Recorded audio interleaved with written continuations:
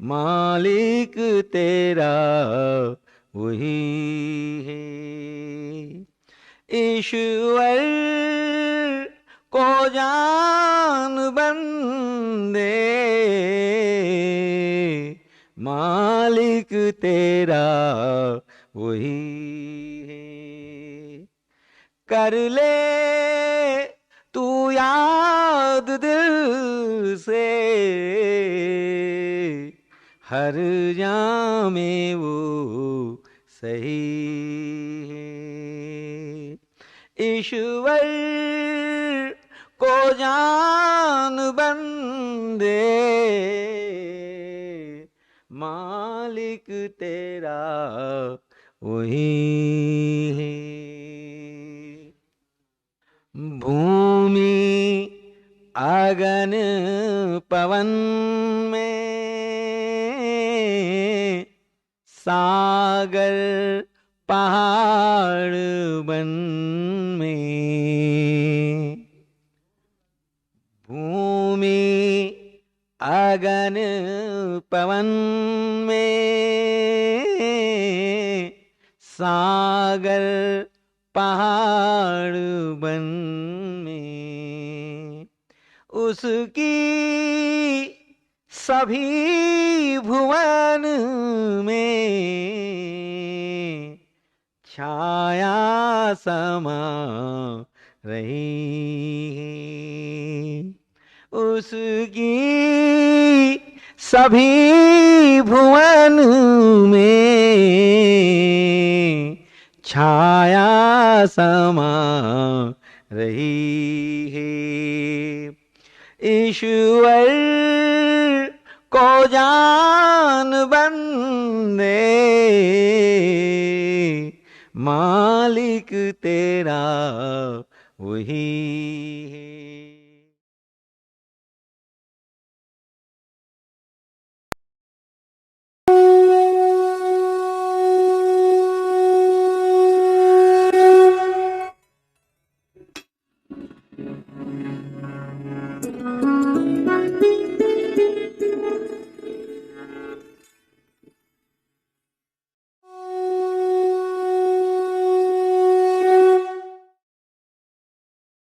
अब एक भजन होगा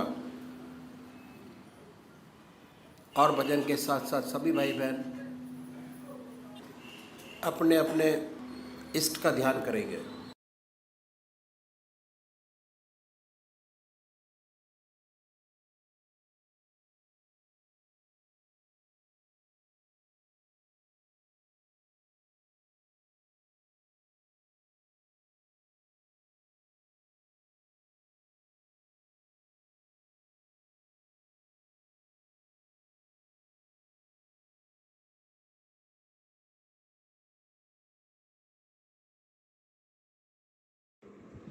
मेरे यार तू सलामत, मेरे यार तू सलामत, तेरे दम से हर खुशी है।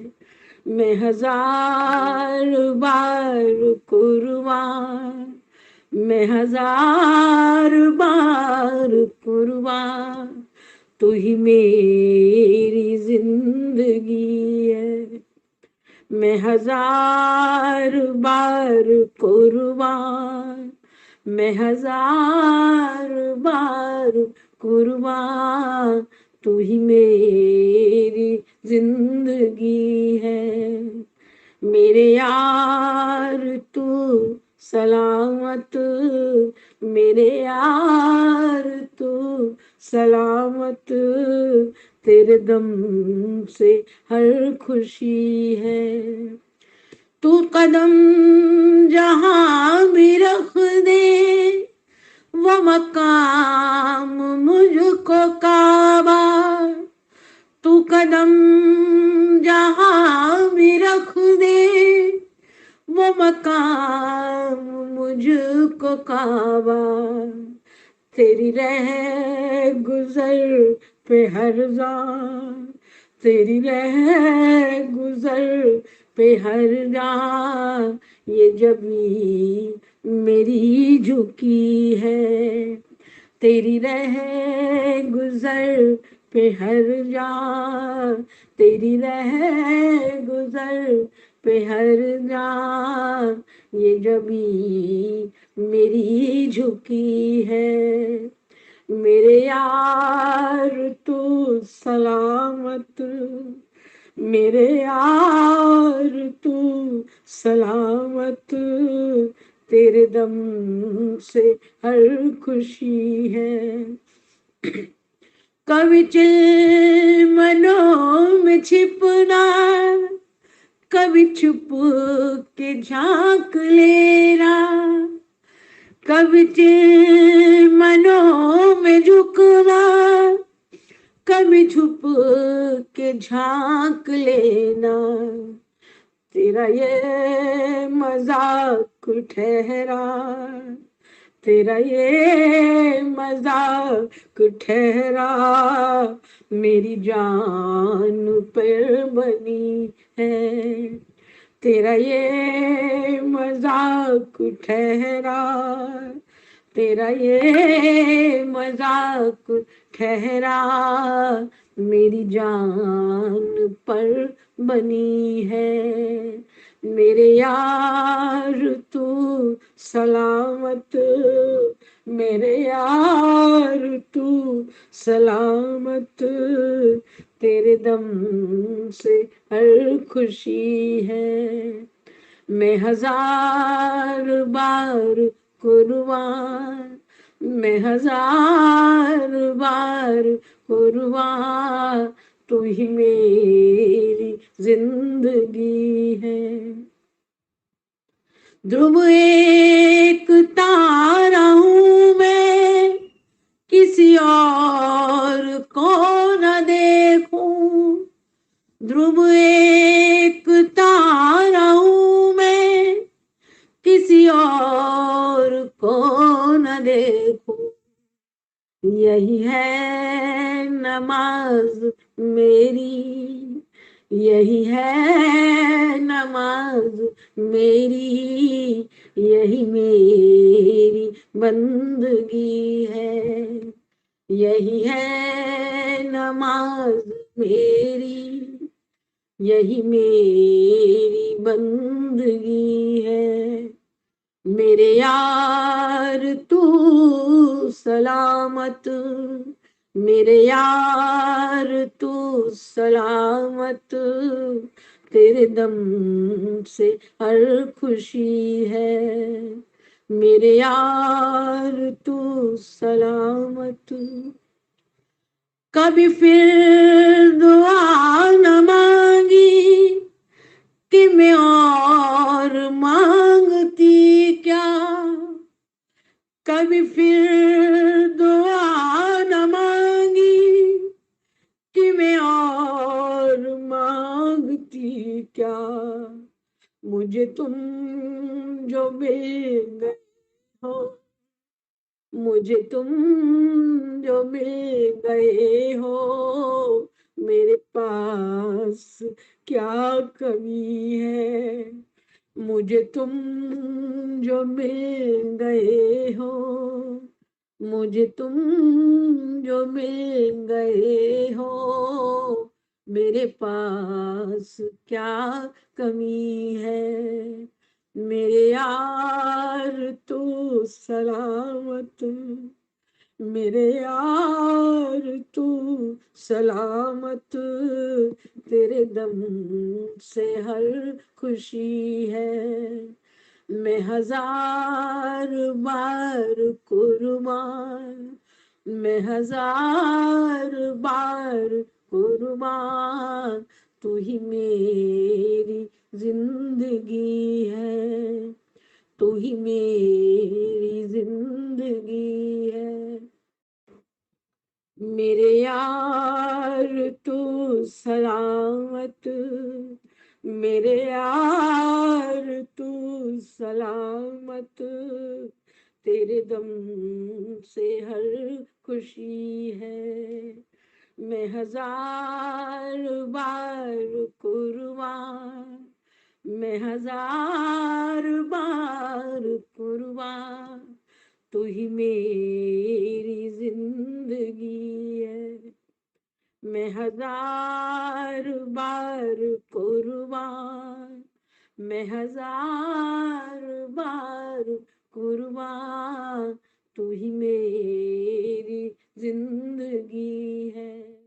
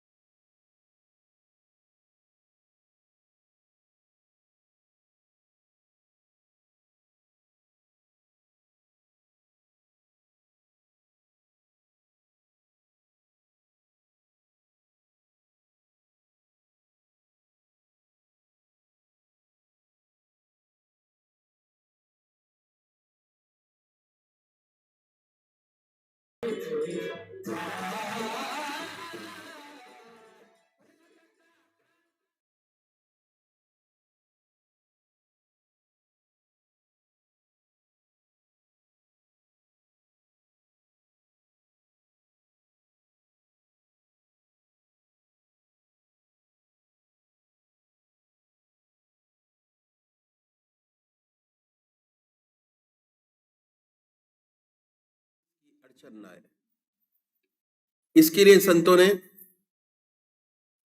दूसरा स्टेप जो बताया वो है भोजन करने का। हर मनुष्य भोजन करता है और भोजन करने में आधा घंटा दोपहर को और आधा घंटा रात्रि को लगाता है। ये समय खाली है और इस समय में हम बड़े आराम से अपने आराध्य की स्तुति कर सकते हैं, ध्यान कर सकते हैं। ये समय ऐसा है कि दुनिया के व्यवहार का आप कोई काम नहीं कर रहे, बस थोड़ा सा परिवर्तन लाना पड़ेगा। और हमारा तरीका पुराना यही था जो मैं आपके सामने रखूंगा। वेस्टर्न कल्चर की हमारे ऊपर छाप पड़ी और हमारा स्टैंडर्ड 2.5 फुट ऊंचा हो गया। कैसे? पहले हम जमीन पर बैठकर भोजन करते थे, अब मेज कुर्सी आ गई, उस पर बैठ के भोजन करते हैं। ये परिवर्तन हुआ वेस्टर्न कल्चर का। और दूसरी बात क्या है कि जितने भी दुनिया के वार्तालाप हैं वो हम खाने की मेज पर करते हैं।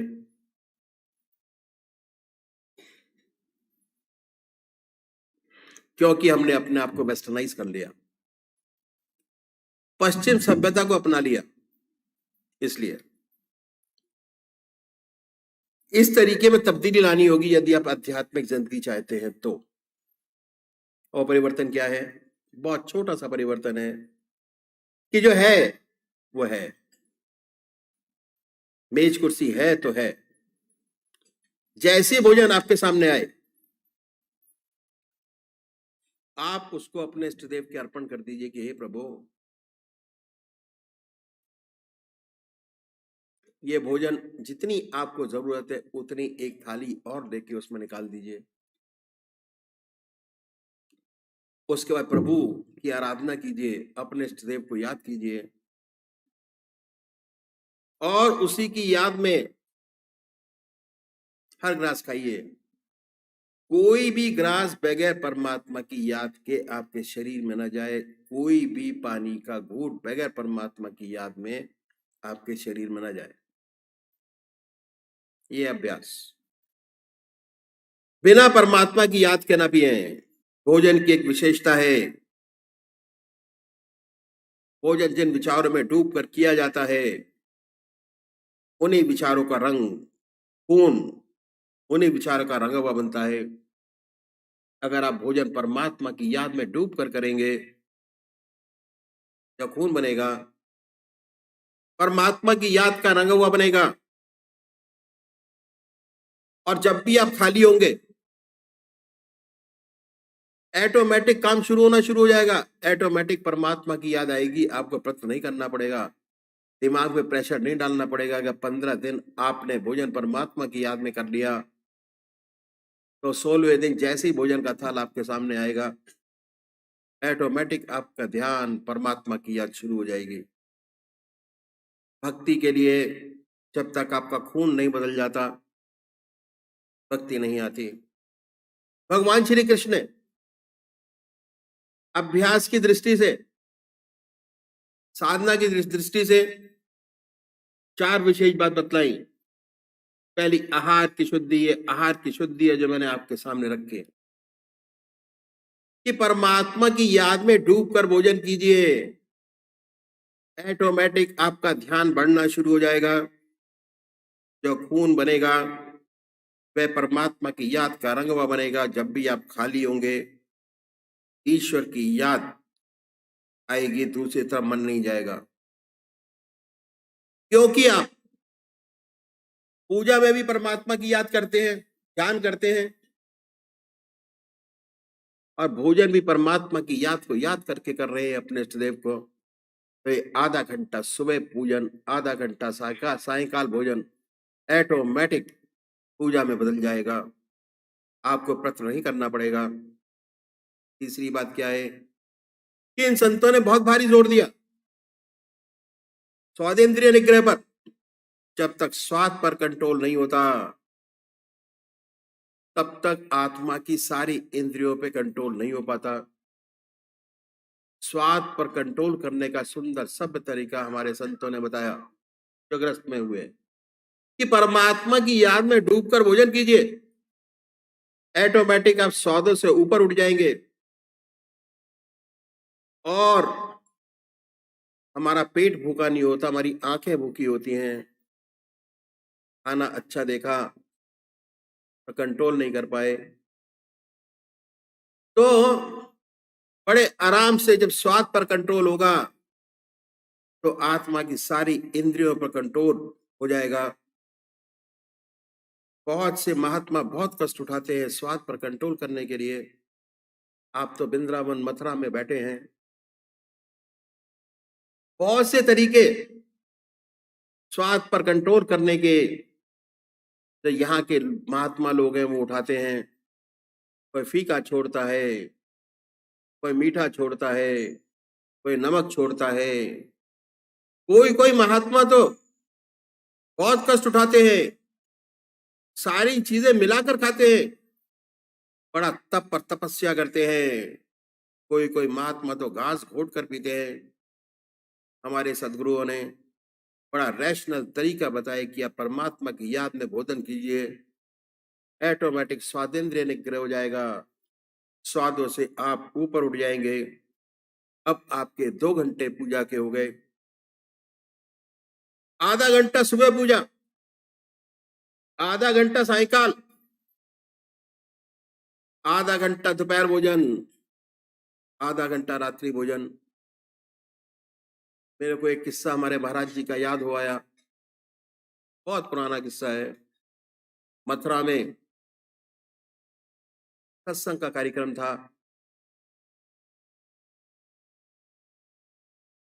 तो यहाँ के 2 महात्मा भाई महाराज जी से मिलने आए। एक हाथी वाले बाबा थे, वो आए मिलने के लिए, शायद आपने नाम सुना होगा। दूसरा एक लेडी थी महात्मा, वो आई। जब कार्यक्रम शुरू हुआ तो आके बैठे, और जब कार्यक्रम खत्म हुआ तो मिलने के लिए आई। कहती 2 शब्द मैं सबके सामने कहना चाहती हूँ।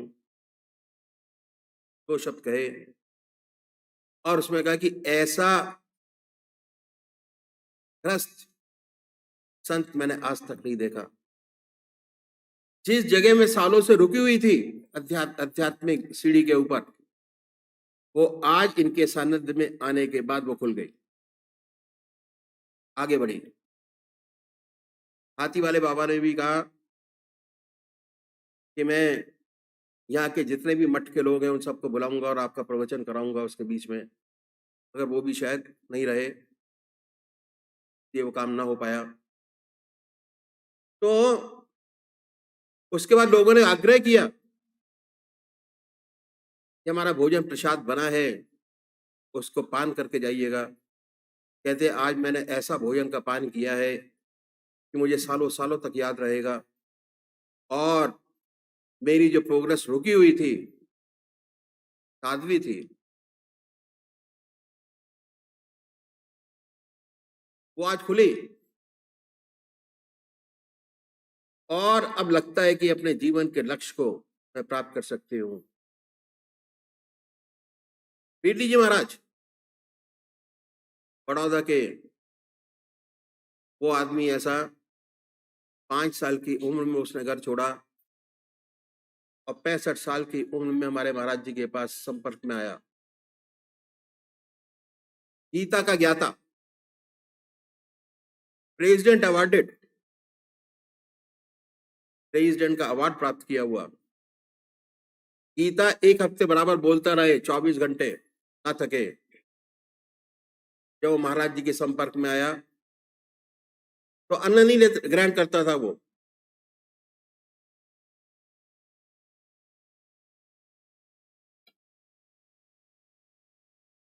अन्न ग्रहण नहीं करना। हमारे अनंत प्रोग्राम में पधारे, उनके लिए विशेष अरेंजमेंट किए गए सारी चीजों के। हर साल आते, अरेंजमेंट करते। उसके बाद एक दिन महाराज जी के सामने आके बैठ गए कि महाराज मुझे पूजा सिखा दीजिए। उससे पहले का वाक्य है कि हमारे महाराज जी ने उनको बोला कि बीडी जी महाराज कुछ गीता के ऊपर सुना दो। उनकी आंखों में सिर्फ आंसू थे और कुछ नहीं था। कहते हैं भाई साहब जी, आज गीता क्या, मैं कुछ बोल ही नहीं सकता।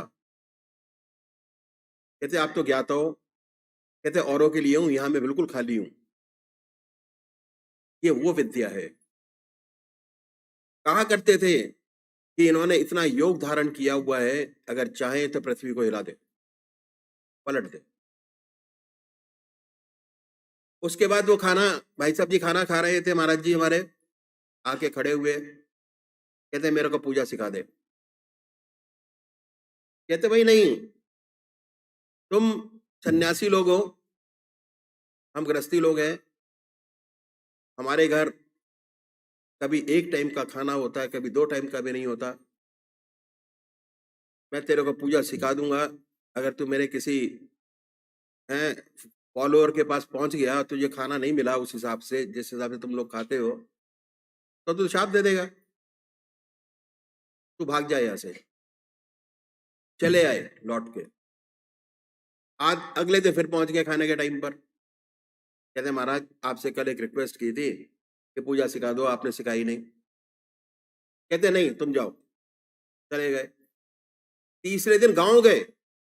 इतनी लंबी दाढ़ी रखी हुई थी उन्होंने, सफेद रंग की दाढ़ी, इतने लंबे बाल, सफेद रंग के केश। बचपन से तब तक ना शेव की थी, ना दाढ़ी बनवाई थी। गांव गए, जाके ये दाढ़ी मुंडवाई, बाल उतरवाए। उतरवाने के जब लोगों ने पूछा उनसे कि भाई ये आपने क्यों करा लिया, यहाँ तो आप 2 दिन के लिए आए हो, असली चेहरा तो आपका वहां आश्रम में है आपके। कहते नहीं, इनको रखने का कोई फायदा नहीं। फिर दोबारा आए, आके फिर दोबारा खड़े हुए कि महाराज पूजा सिखा दीजिए। कहते तू हमारे आश्रम का अन्न ग्रहण नहीं करता, मैं तेरे को कैसे पूजा सिखा दूं। कहते अपने हाथ से आधी रोटी तोड़ के खिला दे। उसके बाद से अपने आश्रम में जाके वो फलाहार खाते थे, हमारे यहाँ आते थे तो सूखी रोटी लाइन में बैठ के खाते थे। पूजा सिखाई। उसके बाद परिक्रमा का कार्यक्रम था गोवर्धन का, पूजा के लिए दोबारा बुलाया हुआ था उनको।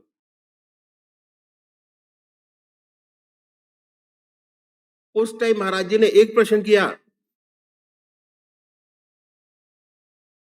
उनसे कि तू क्यों पूजा लेना चाहता है। कहते परमात्मा की प्राप्ति। जब ये उन्होंने कहा तो हमारे महाराज जी ने उनसे ये कहा कि क्या गारंटी है कि यहाँ आने के बाद तेरे को परमात्मा की प्राप्ति हो ही जाएगी। कोई गारंटी नहीं,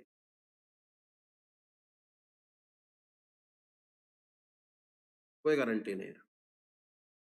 तो वहां जा जहां तेरे को गारंटी मिलती हो कि तेरे को ये प्राप्ति हो जाएगी। फौरन पैरों में गिर पड़े, कहने लगे महाराज जब मेरा हाथ पकड़ोगे तो जो आपकी स्टेज है उस पार तो मेरे को लगा ही दोगे आप, मेरे को इतना ही चाहिए। महाराज जी ने कहा कि तू ही हकदार है असली पूजा लेने लायक। उसके बाद अपने आश्रम में जाने के बाद वो सारी चीजें खुला रखते थे, कोई आए कोई जाए, कोई संग्रह नहीं, कोई कुछ नहीं। और उन्होंने अपने शिष्यों से ये कहा हुआ था कि जब मेरे प्राण निकल जाएं तो पहले मेरे महाराज जी से पूछना कि मैं शरीर में हूं या नहीं हूं, तब मेरा दाह संस्कार करना। कहीं ऐसा ना हो कि मेरी समाधि लगी हो तो तुम मेरा दाह संस्कार करने के लिए ले जाओ। जब उनने समाधि ली, कौन आया, कहते हाँ भाई अब नहीं है शरीर के अंदर। ये वो चीज है। पीडी जी महाराज आज नहीं है, उनके आश्रम के बहुत लोग हमारे यहाँ आते हैं, दूर दूर से आते हैं, आनंदित होते हैं, उठाते हैं। तो हमारा अप्रैल का भंडारा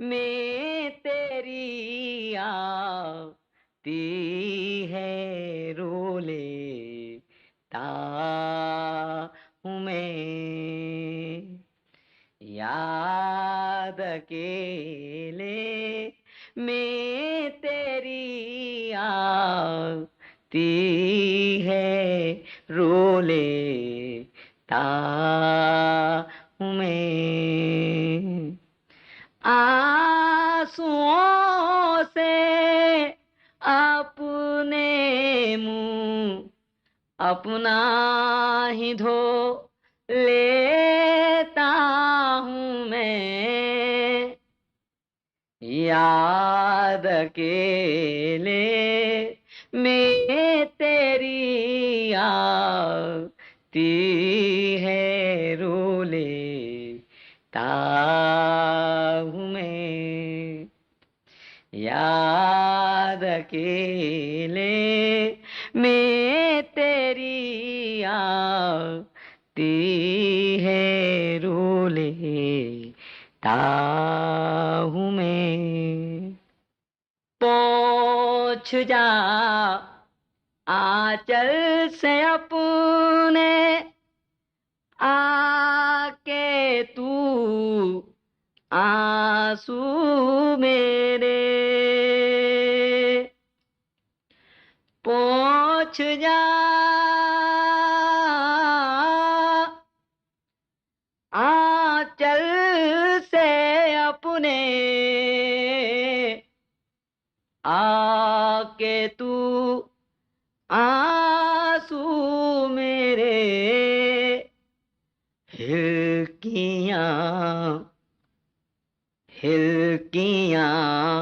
बंधती है तेरा नाम जो लेता हूँ मैं, हिलकियाँ बंधती है तेरा नाम जो लेता हूँ मैं, आंसुओं से अपने मुंह अपना ही धो लेता हूँ मैं, याद अकेले मैं तेरी आती है रो लेता हूँ मैं,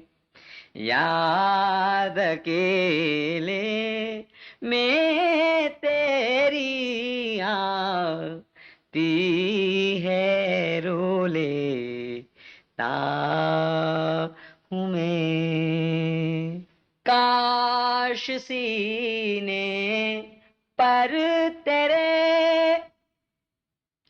पड़ते ये आंसू प्रेम के, काश सीने पर तेरे पड़ते ये आंसू प्रेम के, अपने दामन पर मैं इनको थाम तू लेता हूँ मैं, अपने दामन पर मैं इनको थाम तू लेता हूँ मैं, आंसुओं से अपने मुंह अपना ही धो लेता हूँ मैं, याद अकेले मैं तेरी आती है रो लेता हूँ मैं, याद अकेले मैं तेरी आती है रो लेता हूँ मैं।